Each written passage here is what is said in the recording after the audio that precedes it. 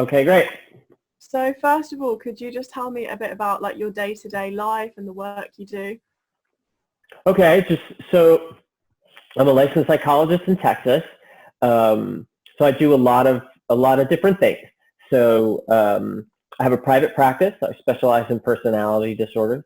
I'm also working on a new book that we're working on sort of identifying a component of borderline personality disorder called complex borderline personality disorder. And what I want to do is address not only borderline personality disorder, of course, but also the comorbid conditions, because so about anywhere between 93 and 97% of all cases of borderline personality disorder have comorbid conditions, so co-occurring conditions. But I think that a lot of folks are very confused when they get a diagnosis, and I think this goes for mental health providers as well, that when they get a diagnosis of borderline personality disorder or another personality disorder, that I think a lot of folks start to assume that everything, all of these different symptoms and behaviors and issues are attributed to the personality disorder, and they forget about the co-occurring condition. So the co-occurring conditions can make things much more complicated. So the book is basically addressing not only identifying those co-occurring conditions, but also different treatment approaches based upon which comorbid or co-occurring conditions are present. So I'm doing that, and then now because of the whole COVID-19 thing, then a lot of telehealth stuff, a lot of things online, a lot of different webinars and seminars and stuff. So I keep busy. Yeah, sounds great. Something that you said there just sparked my attention about the complex trait with borderline personality disorder. Is that related at all to complex PTSD, or is that just a is that just a coincidence that it's the same sort of? Yeah. So it's not the same, but it's kind of like in the same wheelhouse. So there's a lot of confusion about about the comorbid condition of complex PTSD and what I'm calling complex BPD. So so that is one of the co-occurring conditions that I'll address, like in the book, and kind of talk about that, because I think that's a big one. A lot of folks write me and ask me about that quite a bit. So I'm not sure if it's CPTSD or if it's just BPD. So it's kind of teasing those two out and trying to help to simplify and identify those different conditions and which are more prominent. Absolutely. So would you say that writing's a passion of yours? Because I've seen that you've written a lot of books.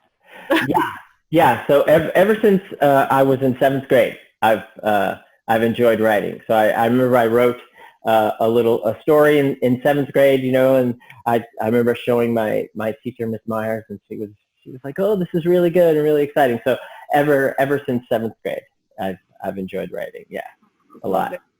And I've seen that the book that you released last year, the BPD workbook, that's had excellent reviews online. But I was wondering, have you had like a lot of feedback from clients and professionals who've read that, and what have they said about it?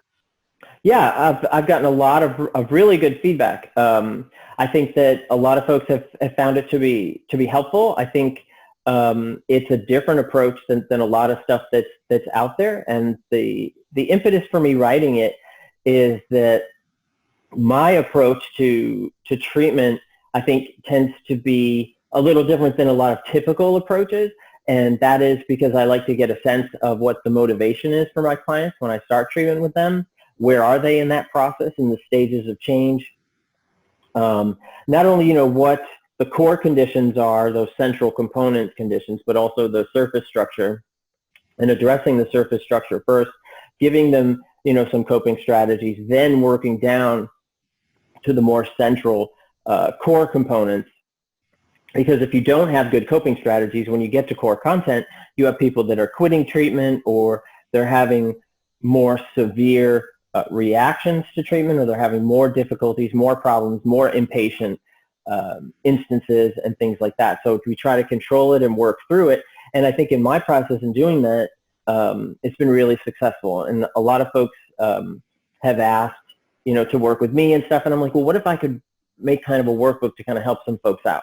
And it seems to work. I think it's great. I mean, people say it's really helpful, and it's always very humbling to me that people will take their time and utilize that and find a benefit in that. So yeah, it's great. Yeah. It's been very it's been a positive experience. That's good. Thank goodness. Yeah, totally. Yeah. Would you say that you think, obviously you said that your sort of treatment process and your approach is slightly different to a lot of other professionals. Would you say that, because I've heard that there's sometimes a reluctance from professionals to work with people with personality disorders. Do you think the attitudes towards people with personality disorders are changing between professionals? Do you think it's becoming, they're understanding it more? I think that there's a slow process in that. I think that mental health providers are getting a little more accepting of the idea, but it also depends upon which parts of the world we're talking about. But I think that there's a little more acceptance of personality disorders. That's been a really slow process. As I've mentioned, I'm going to pull you just a little closer. I feel like I'm kind of really far away, so let me just pull you a little closer. Okay. So I think that it's been a slow process, and I think a lot of the information, actually in the new book, I was just writing about this yesterday, actually. That a lot of the information that a lot of mental health providers and kind of society at large, and this is all over the world, we're stuck in a lot of data from the 70s, from the 1970s. In the 1970s, so personality disorders, particularly borderline personality disorder, was deemed as untreatable. So these folks were the untreatables, right? So the untreatables, the idea was that if they had borderline personality disorder, you're kind of like, well, I mean, in the 70s, you'd be like, well, here's a bunch of Thorazine, and, we'll cross our fingers and hope you don't come back, or, then you'd be inpatient for a long period of time, whatever it may be. And over the course of time, and this particularly with Linehan and DBT and dialectical behavioral therapy, that changed all of these perspectives, and it changed these inroads because you start to see differences in these clients. And if we just stick with borderline personality disorder, and you start to see folks that are developing these strategies, they're developing coping strategies, these management strategies, and you start to see all of these issues with borderline personality disorder start to attenuate and lessen. So we as a field then, we start to have inroads in helping these folks, but the mentality still continues that these are the untreatables, these are the untreatables. And even in 2010, and Linehan's book came out in 1993, so that's 27 years ago, and even in we're not in 2020, in 2020, we're not in 2010, I'll say the right year. And so even in 2020, we still have this idea, and it's like, what? And now there's a variety of mental health strategies and treatments that have been found effective. Transference-focused psychotherapy, which I use a big component of that, schema therapy, mentalization, and DBT, of course. And there's others as well, different types of CBT, stuff like that have been found to be effective. So there's all these positive treatment strategies, but there's still the mentality, and I still get this all the time, that they're like, borderline. And you can use DBT with narcissistic personality disorder. There's not a lot of research, but there's some kind of pointing in that direction now. And we tend to focus on, borderline personalities, narcissistic, antisocial, and histrionic most often. Those are the ones that come to treatment. The other ones don't really come to treatment very often. So if we kind of stay in that grouping, histrionic is also a lot of success with that. Antisocial is a whole nother unique category and whole nother animal than the other three. But yeah, so it's still this mentality. And what's interesting, so a few years ago, I worked with doctoral students, and so I was talking to this one particular student. She's excellent. She's an excellent therapist, and really brilliant young woman. And I said, okay, so here's this one client. We're kind of giving that conceptualization. We're kind of talking about different aspects of the client. And I said, I think she'd be a real good case for you. And I said, she does have borderline personality disorder. And her immediate response was, oh God. Yeah. So it's like I gave her some smelly cheese or something, where she was like, oh. And I said, what is that? She goes, oh. She goes, well, they can't be treated. And I'm like, and she'd been working with me for like, I think 6 months, 7 months at that time. And I'm like, you know what I do, right? And one of her professors is a huge researcher at University of Houston on mentalization, Carla Sharp. And she is from South Africa. She's done a lot of work like all over the world on mentalization. And so I was really surprised, and I said, okay, well, let's break this down. I said, how many clients have you had with borderline personality? I'm thinking, oh, maybe she's had a very severe case and stuff. And she said, well, I haven't had any. And I said, and I was like, but so we ended up having to talk about the stigma of BPD. And I was like, this is the problem. I said, but it's my job as your supervisor to give you the reality of it, to give you the experience. I said, because this client may not be an easy client, whatever that is, but it'll be a rewarding client. And she had a really good experience with this client. It wasn't always, you know, an easy process, but it was rewarding for her. It was an educational experience for her. But now she is a clinician, and now she has her license, and but she's also more aware that borderline is not this smelly cheese kind of diagnosis, you know? So. Yeah, totally. I think it's really important to dispel that kind of myth, because if people with things like BPD don't believe that they can change their sort of behaviour and get better, then it will discourage people from even thinking they should get therapy in the first place. So I think that's great that you're, especially with the YouTube channel that you have, like, what inspired you to start that in the first place? Was it to dispel those myths? Yeah, so back in the day, like before I started it, so I think I did a YouTube video years and years ago for a personality class that I was teaching, and then I never really did much in YouTube, and I never used it very much or anything like that.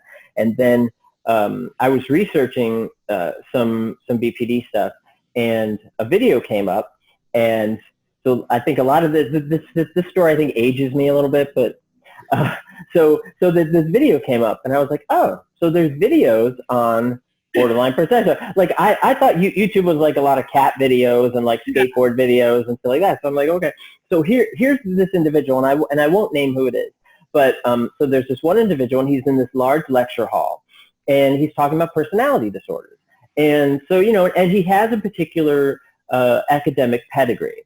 And he's from an Ivy League school in the United States. He currently works at a very prominent university outside of the United States. And he's talking about personality disorders.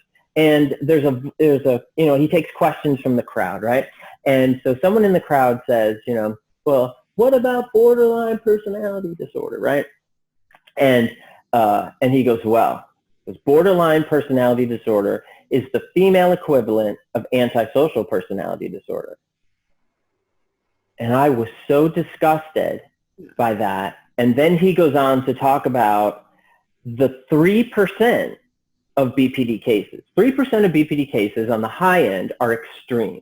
These are people that are in and out of inpatient. They are excessively violent. They are in and out of prisons. I mean, you know, these are the people that are extreme cases. 3%. The problem is that 3% as we were just talking about, and the world's perception is 100% of BPD. See, that's not fair. So here's this person of this particular academic pedigree who's talking about, oh, they're all female antisocial. First of all, not everybody with BPD is female, because the prevalence is actually about equal, 53 to 47, so 53 female, 47 male. And so I'm like, what the hell?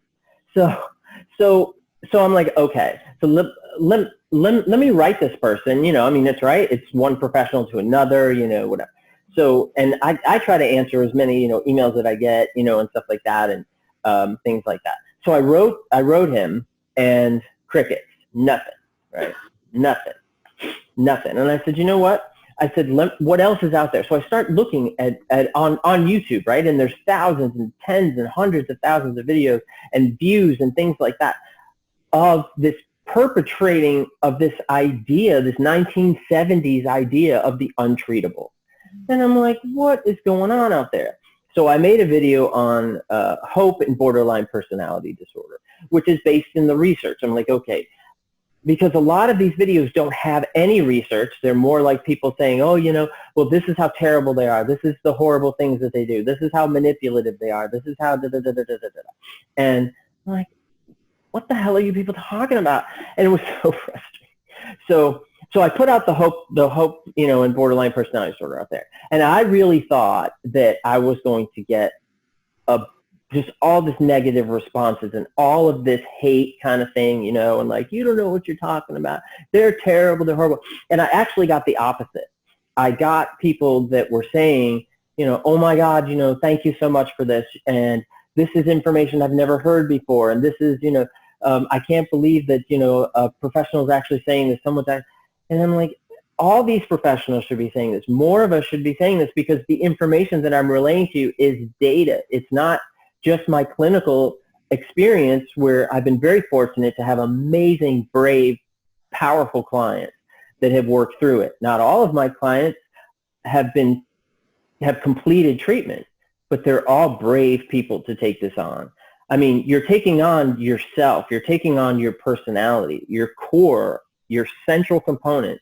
Not a lot of people have the courage to do that. My clients, I admire all of them.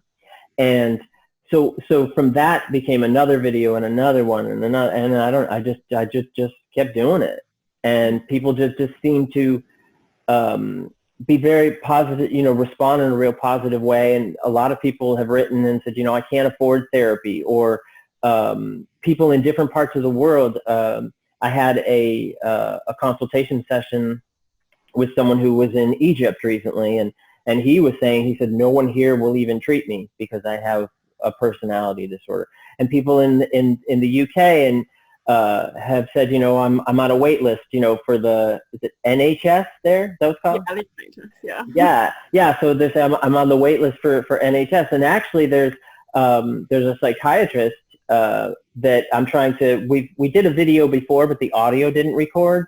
And we did it on the other type of recording we were going to do, and the audio didn't record. But he and I just wrote this morning, and so he's in London, and we wanted to do a video together. And he's a psychiatrist, and he said, you know, we need to get this information out here. He's like, the UK needs to embrace this personality component. We need to recognize this, because he's saying a lot of his clients have BPD. He said, but it's hard for him to find treatment because he's a psychiatrist. And he says, you know, I do a lot of therapy and stuff as well as the medication side, but, you know, we need to expand our ability for therapeutic inroads beyond just medication. So he and I are talking about, I don't know if he would be comfortable mentioning his name and stuff. So I won't throw him out there. But and that's what I've heard. So I don't live in the UK, so obviously I'm just going on what I hear. But do you think that's true? Do you find that to be true? Yeah, I think in the UK, I think, first of all, so many people aren't even aware that personality disorders exist, especially considering how common like borderline personality disorder is. I think a lot of people will be walking around with it but don't even know it exists, and that's really sad, because in the UK the waiting list the waiting list for the NHS are very long. And even if you do get to, you know, you do the waiting list and you do get therapy, it's often sort of a overall general 6 weeks of BPD or something like that, which isn't going to be effective for somebody with BPD, because they need DBT or something that's more suited towards them. And I think that maybe even the professionals in the UK don't recognise personality disorders or want to diagnose them even. Like, there's a reluctance to diagnose them. So yeah, I do find it really interesting, because I think, and also the lack of awareness, I think, can also come from the fact that the representations of it in the media are either so extreme that people just get scared of people with personality disorders, or there's no representation at all. So yeah, I definitely think it's a problem in the UK. Mm-hmm. Yeah, because the way we conceptualize it. So I've been to Australia two times to do lectures and things like that, and so they said something very similar. So maybe they have a similar medical system and setup that you guys do there, because they said the exact same thing. Because in the U.S., the way we perceive your NHS, and of course in Australia as well, is that, oh, everybody gets services when they need it, right? Is that, you know, you have a cough and you're immediately into the doctor, right? And, you know, you need mental health treatment, so you can work with a specialist or someone, and you work with them for years. And, you know, so I mean, my clients, I've worked with them for years, and that's one of the reasons that the prison system is been positive for me and the groups that I've been able to work with, because they don't have to pay for me. The government does. So I can see them for 4 years or 5 years at a time, and I would just do amazing work, because on the outside they wouldn't be able to afford me. So and I'm not encouraging people to go to prison, of course, but but to say, that, yeah, that's, but it's sad, and I think the misconceptualization we have in the U.S. is that, oh well, you guys over there, you get services, just like that, and. Of course, and obviously there's a lot to be grateful for, because the fact that you can get free healthcare in the UK is amazing. But if somebody has got a severe mental health problem and they're being told that they have to wait 12 weeks to even get a assessment, it can be, you can understand why the suicide attempt rates are so high for people with personality disorders and other mental health problems, because if you're told at your lowest point that you have to wait 12 weeks to get an assessment, then obviously some people don't think they can wait that long. Yeah. So I think there's probably problems with both healthcare systems, because obviously it's difficult, obviously in the US, that you have to pay for healthcare. But yeah, there's probably benefits and negatives to both, I think. But yeah, so back to your YouTube channel. I was just wondering, okay. how do you sort of feel when you get these comments from people saying that you've helped them understand their diagnoses and understand themselves a bit better? Well, it's always very kind of humbling to me, and the way that I kind of conceptualize. I've been very fortunate in my career that I've had great, incredible mentors, and so I always think whenever I hear something positive or I get something positive back from a client or anything like that, I always think, I wonder if Russ and Roy get these too. So like Roy is my mentor for my doctoral program, and Russ is one of my mentors that he supervised me for several years once I got my degree, and they're both just brilliant people, right? Like when you talk to someone and you're like, their depth of knowledge it's just amazing, and they're both just brilliant, and they're wonderful clinicians and compassionate and insightful. And I always think, wow, they must get this all the time. So I'm always sort of very, very humbled, and I think it's very nice that people will take their time and say something like that, because I think there's just not a lot of experiences that people with personality disorders have where they feel like they're connected to someone who wants to help them. Yeah, absolutely. That makes sense, because I mean, a lot of people with personality disorders do have, they experience a lot of trauma, a lot of abuse and neglect. So I'm sure that some sort of positive influence and positive videos that tell them that they can get better is probably invaluable. So yeah, I think it's great what you do. But yeah, so I just wanted to ask, what sort of inspired you to study psychology and get a PhD in the first place when you were younger? So when I was really little, so my dad would take my sister and I, and so we would either go to a record store, and he would say, okay, you can pick out a cassette, or we would go to a bookstore, and he said, you can pick out any book, that you guys want. And so I remember I'm kind of walking around the bookstore, and I found this book, and it's by Barbara Tannen, and it's called Please Understand Me. And even when I was little, I was always watching other kids, and I would always watch the adults and stuff, and just kind of, what are people doing? Why are they doing that? People are just a mystery to me, And so I got this book. It says Please Understand Me, and I remember I go to my dad, and I was like, hey, okay, this is my book, And he looks at it and he goes, I don't think you're gonna understand this book. And I said, well, you know what? Then I'll keep reading it. I'll keep reading it until I get it. He said, this is going to be a hard book for you to understand. And he's not putting me down. He's trying to say, don't you want a Star Wars book? Because Star Wars was really, popular at the time. And this is in the 80s, by the way. And he's like, don't you want a Star Wars book or something? And I was like, no, this is what I want. And so he said, okay. So he got me this book, and I didn't understand it, and I just didn't know what the hell she was saying or whatever. But I kept the book, And I kept just kind of revisiting it as I would watch people, and I just wanted to understand why people were doing what they were doing, from all the way from being, obnoxious on the playground, and then girls came into the picture, and then it's like, I can't understand girls. And, right. So from that, then it was just always fascinated about people and why they would do the things that they do. And then I got to Florida State, and while I was at Florida State, I started to work in Dr. Chris Patrick's lab, and he studies psychopathy. And psychopathy is sort of like the ultimate like personality puzzle, because a psychopath is just a unique, very, very specific small segment of the world's population, and he's an amazing, brilliant human being. And I just soaked up from his doctoral students and everything. I'm like, oh my God, you guys study like what people do and how they do it and why they do it. I said, yep, this is absolutely what I want to do. And so from there, I mean, I just, and I still do today, like get all this information. And if there's things I don't know, like during the COVID-19 thing, I've had a little bit of downtime, which I haven't had in like, a long time. So I started reading like some old articles, like some of the old classic like personality articles on transference-focused psychotherapy and schema therapy, and Jeffrey Young's work in schema therapy, and Otto Kernberg and stuff like that.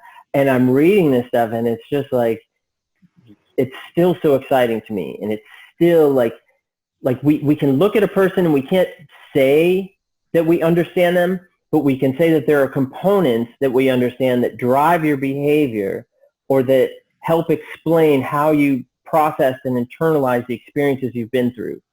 Wow. Yeah. I mean, it's still amazing. People are still amazing. They're still amazing to me. Yeah, that's really interesting. I really love how you seem to have like a real passion for your job, and that's amazing. I'm lucky. So do you feel like because of what you do, you're quite hyper aware of like the moods of people around you and sort of like the mental health of everybody that you know?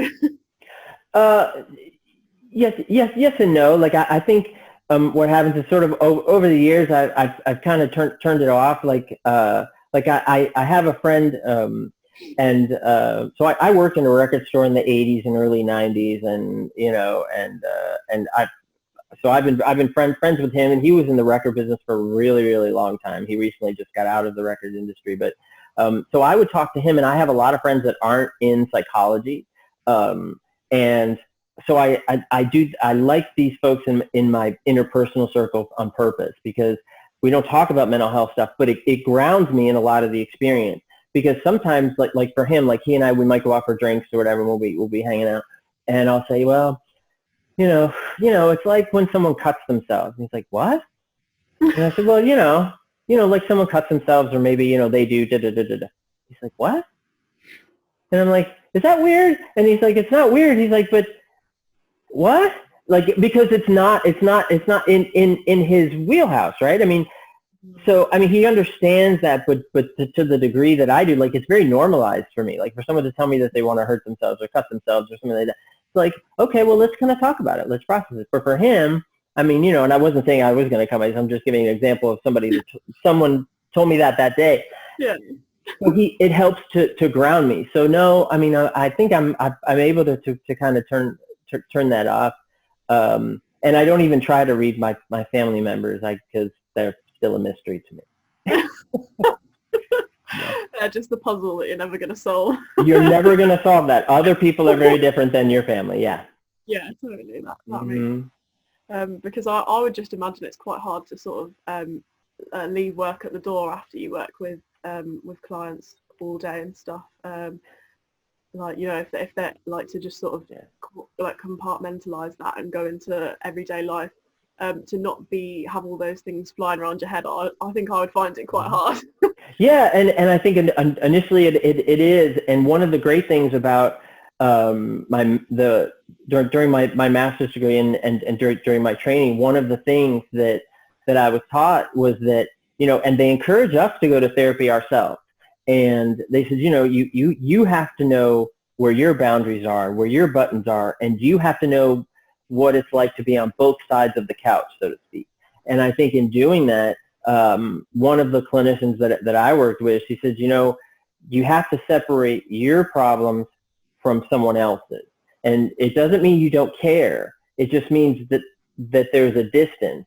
And I'll never forget her saying that. She actually said a lot of very impactful things to me, you know, but that was one of them. And it's like, yeah, like I can still care and have compassion and empathy for what you're going through, but I'm not going to internalize it and let it sort of just eat me up, because if it does that, you become very jaded, and it becomes very, very hard to function because you start to burn out. And I've seen a lot of mental health providers work with personality disorder individuals who do get burnt out because they don't have good boundaries. You know, they still accept phone calls at 2 a.m. They still, you know, are doing therapy on the weekends and also, and I don't do that.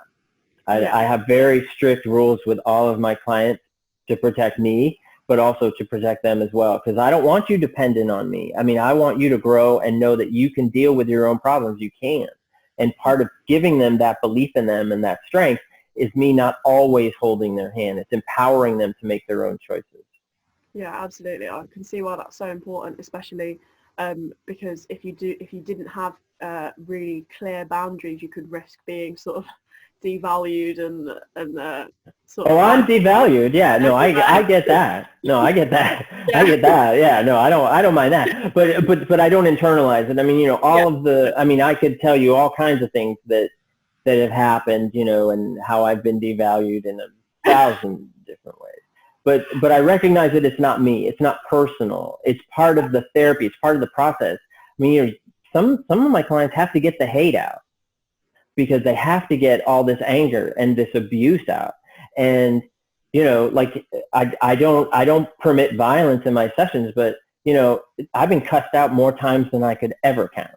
And, you know, I mean, so that's all right. I don't care. I mean, you know, but I mean, I can't internalize. I can't be like, how could you say that to me? I'm trying to help you. It's part of the process, and I understand that process. Yeah, no, that makes sense. Yeah, it's clearly good at differentiating. Yeah. I don't mind a bird cuss out every now and again. It's kind of nice. Yeah, that's cool. So could you tell me a little bit more about the book that you're writing? Like, when is it going to be sort of released, do you know, or is it pipeline for you? Or? Yeah, so it should come out in the fall of 2021. So I've got 17 pages written so far, and you know, so it's it'll be coming out. And I turned in another book recently, even before that, but that one is more for researchers and clinicians, and it's sort of combining sort of a treatment approach, and the DSM has 2 models of personality. One is called the alternative model, and it's trying to make the alternative model a little more accessible, a little more usable for clinicians and researchers.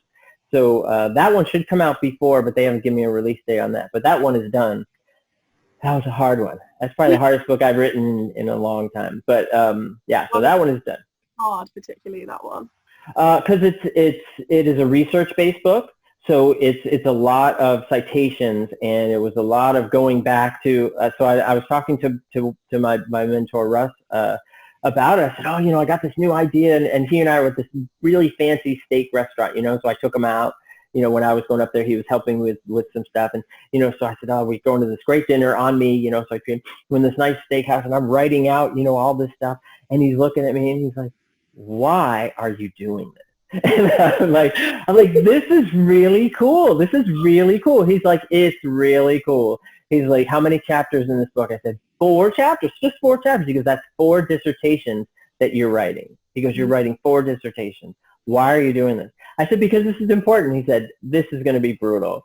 And as always, he was right on point, and it was like 4 dissertations, and it was really hard. But I'm proud of it, and I think that it's really interesting. And my other mentor Roy, he just read it last week, and he wrote me, and he said, this is really good. And you know, that's like Elvis saying that you can sing. You know, it's like, wow, thanks. You know, it's like, wow, that's just really cool. So so that one, and I think the complex BPD one I'm excited about the research one too, but I think the complex BPD one is with the same publisher that does the BPD workbook, and I was so glad that they were receptive to it, because I think this is so important, and they recognize that. They said, we love this idea because this is a space that needs to be filled. And I'm like, yeah, that's exactly what I'm talking about. Because I think that not only, do clients need to understand that BPD doesn't then encompass all the different symptoms and traits and issues, that those other disorders can exist, but the treatment has to fit for the client. It can't just fit for the diagnoses. So, and I think that a good example, and I don't want to take up too much time because I'll talk all day about this. But oh, you're a good sport. But so, for example, like BPD and depression. So BPD and depression is pretty unique in the fact that you should treat the BPD before you can treat the depression, because in most cases, right, we can't say all, but in most cases, the symptoms and presentation of depression is driven by the BPD symptoms, right? But if it's bipolar disorder and genuine bipolar disorder, right, meaning that of course you have those episodic highs and lows and so on and so forth, you have to get the bipolar disorder under control, and that's usually with medication and developing of insight when you're going to move into those episodes, but before you can treat the BPD. So, and for complex PTSD as well, that it's identifying which factors are impacting which, but when and which ones to treat as well.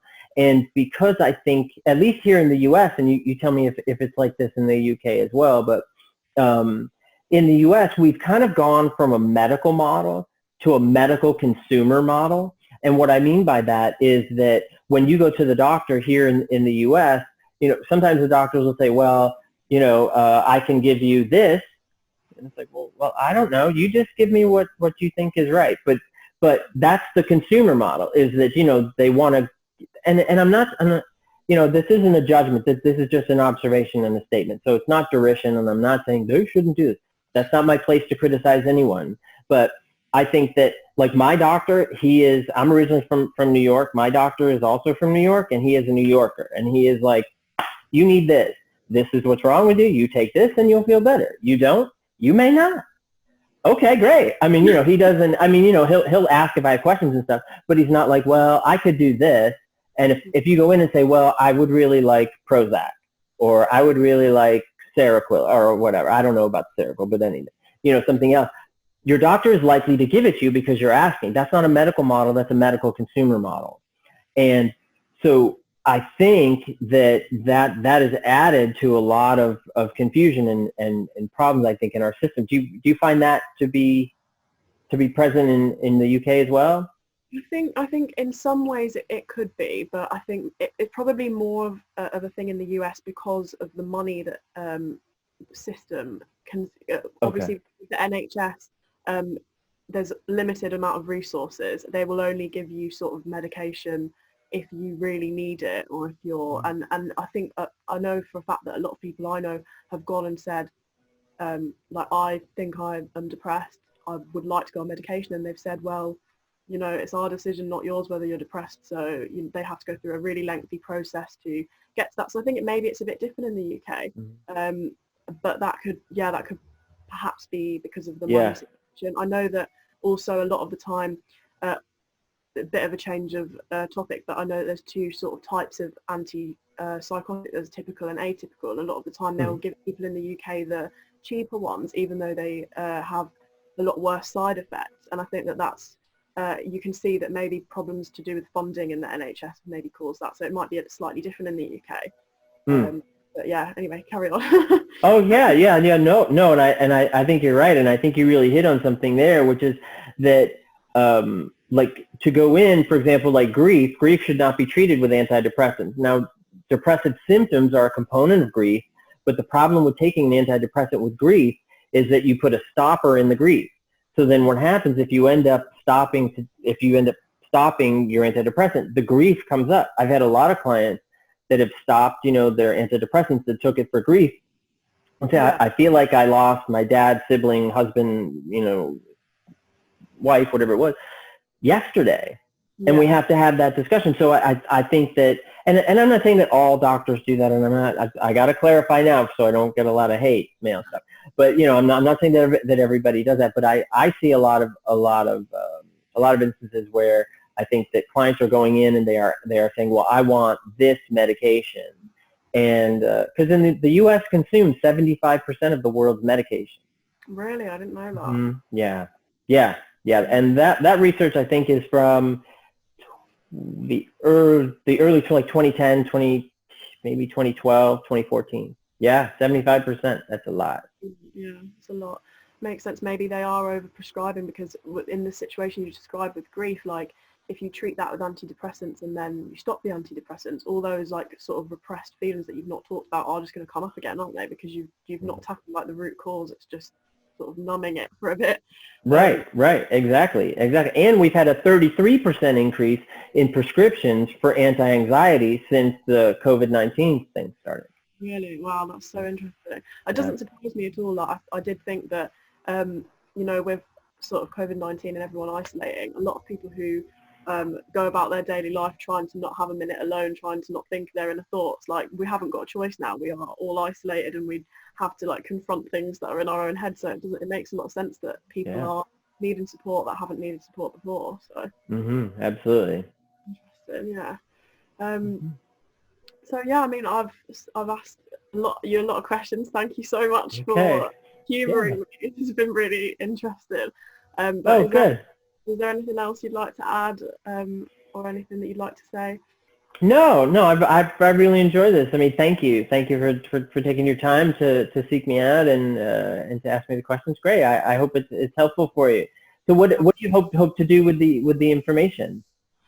So I'm hoping to write a sort of article. It will be like possibly a feature on you with a lot about the new book, and also just some of the things that you think people should know about personality disorders that aren't known, and some of the things we've talked about. So it should be an article which I'm not sure where it's going to be published yet, but I'll also be submitting it for an assessment for university. Great. So because I study, I'm just nearly finished my second year of journalism at university, and we've got free reign with sort of what we can write about. We can write about sort of whatever we're interested in, and I love psychology. I've always loved psychology. So yeah, this is what I wanted to write about, and I've been watching your videos for quite a long time, so it's been really great to talk to you. Oh, great. Well, thank you. And I wish you all the best in your continuing of your education. And yeah, if you could just, I would love to see a copy of your article when you're done. That would be great. Yeah, of course. I'll absolutely send it to you. But yeah, thank you, and good luck with your new book. Thank you. And it was great talking to you. I hope you have a good rest of your day. You too. Thank you. Goodbye. All right. Bye-bye.